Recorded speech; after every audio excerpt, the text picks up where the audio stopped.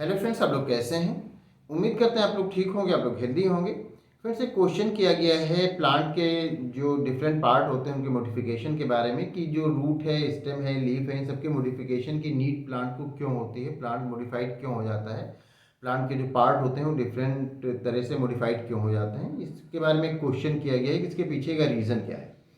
तो प्लांट के हम जानते हैं कि जो बाहर से देखते हैं तो उसके जो डिफरेंट पार्ट्स होते हैं, उसके जो डिफरेंट ऑर्गन्स होते हैं, जो उसके अंग होते हैं, वो एक तो रूट होता है और उसके बाद स्टेम है, लीफ है और फ्लावर है, फ्रूट है। ये सब प्लांट के मेन पार्ट होते हैं और प्लांट के जो जो भी पार्ट हैं उन सब का अपना एक फंक्शन होता है, सभी का एक फंक्शन होता है। रूट का अपना फंक्शन होता है कि वो वाटर को एब्जॉर्ब करता है, मिनरल जो भी फूड मटेरियल है उसको एब्जॉर्ब करता है, न्यूट्रिएंट मटेरियल को एब्जॉर्ब करता है और उसको वो लीफ तक के पहुंचा देता है स्टेम के थ्रू।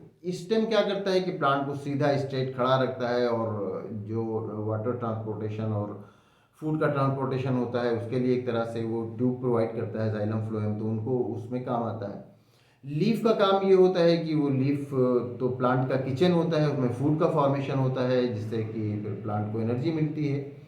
और जो फ्लावर होता है वो एक तरह से रिप्रोडक्शन के लिए होता है, उससे फिर फ्रूट का फॉर्मेशन होता है और वो उसमें सीड होता है जिससे कि रिप्रोडक्शन होता है। तो हर एक का अपना अपना काम हो गया, जो रूट का काम है, जो लीफ का काम है, जो स्टेम का काम है, सबका अलग अलग काम हो गया। लेकिन कई बार ये होता है कि प्लांट कुछ ऐसी कंडीशन में ग्रो कर रहे होते हैं कि जहां पर उनको इन अंग से जो इनके जो ऑर्गन है, इनके जो अंग हैं अलग अलग, उनसे जो काम हो रहा है उतने से काम नहीं चलता। तो उसके लिए ये होता है कि प्लांट में या तो कोई स्पेशल ऑर्गन और बने और या फिर उसी में ये जो ऑर्गन्स हैं कि जो लीफ है, स्टेम है, रूट है, इन्हीं में कुछ मॉडिफिकेशन हो जाए और वो उस काम को भी करने लगे जो उसमें उनको नीड है। जैसे कि हम अगर बात करते हैं एक अगर हम कैक्टस को देखते हैं, नागफनी को आप देखें तो वो जहाँ पर डिज़र्ट में उगता है, ज़ीरोफाइट होता है ये, तो जहाँ डिज़र्ट में उगता है वहाँ पर अब ये है कि वाटर कम होता है, वाटर कम होता है, टेम्परेचर हाई होता है। तो वाटर कम होता है तो वाटर को लेने के लिए अब रूट में एक तरह से ये क्या होता है कि रूट बहुत लंबी चली जाती है नीचे तक के, वहाँ से वाटर लेकर के आती है। वाटर ऑलरेडी कम है, टेम्परेचर ज़्यादा है। अब वहाँ अब आप नागफनी में देखते हैं तो उसकी लीफ मॉडिफाइड हो जाती है स्पाइन में, कांटों के फॉर्म में वो मॉडिफाइड हो जाती है।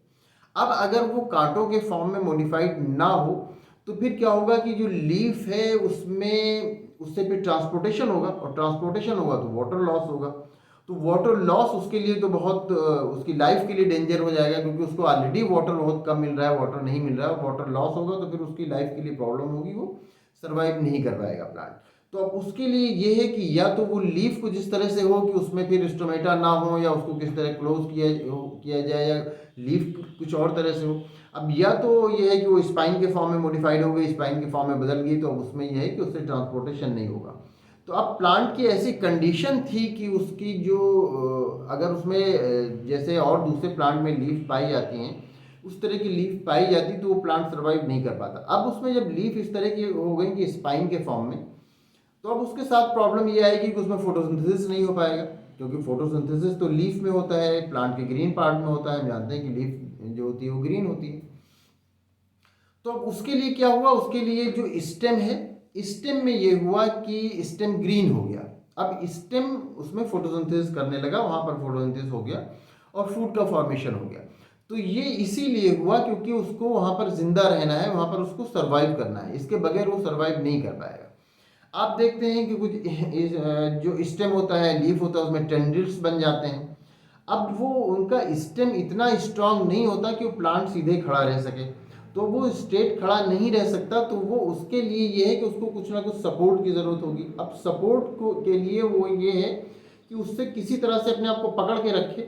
अब उसके लिए या तो कोई नया उसमें अंग बन जाए, कोई नया ऑर्गन बन जाए जो सपोर्ट का काम करे, और या फिर ये है कि वो जो लीफ है या स्टेम है वो मॉडिफाई हो जाए और वो एक काम ये भी करने लगे। तो इसीलिए जो प्लांट होते हैं उसमें जो डिफरेंट पार्ट होते हैं मॉडिफाई हो जाते हैं, क्योंकि वो ऐसी लाइफ उनकी होती है जो दूसरों से, जो दूसरे प्लांट से थोड़ा अलग होती है।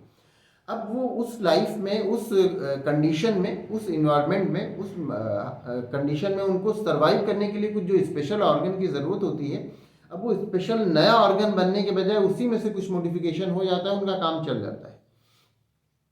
तो जो प्लांट के डिफरेंट पार्ट होते हैं उनमें मॉडिफिकेशन इसीलिए होता है कि वो ठीक से सर्वाइव कर सके, उनकी लाइफ ठीक से चल सके।